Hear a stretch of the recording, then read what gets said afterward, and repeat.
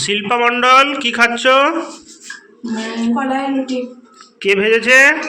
মা ভাজছে। আচ্ছা, খেতে কেমন এটা? সুন্দর। খুব সুন্দর না? এই যে দেখেন কলাইয়ের রুটি ভাজছে আমার মা। এই যে আচ্ছা মা, লঙ্কা দিয়েছি বেটে আর লবণ দিয়ে মেখেছি, মেখে নিয়ে এখন এরকম করে ভাজছি।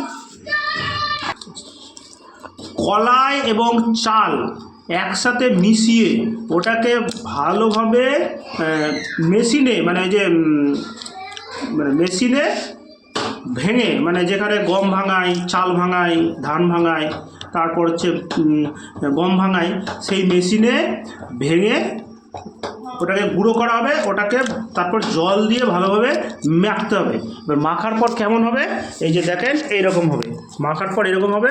এবার ওটাকে থালাতে ভালো করে একটা হাতও হয়, হাত দিয়ে একটা রুটির শেপ দিতে হবে, মানে রুটির শেপ যেভাবে করছে। তারপর এটা হচ্ছে গিয়ে উনানে রুটির মতো সেঁকে নিলেই হয়ে যাচ্ছে। এটা আমাদের চাঁচলের ভালো খাবার একটা শীতকালে। এইটাকে খেতে হয় কি দিয়ে? আচ্ছা, কি দিয়ে খেতে হয় শিল্পা মণ্ডল বলে দাও তো? আচ্ছা, ধনে পাতার চাটনি। এই দেখো এখানে ধনে পাতার চাটনি করে দেওয়া হয়েছে। এই দেখো ধনে পাতার চাটনি।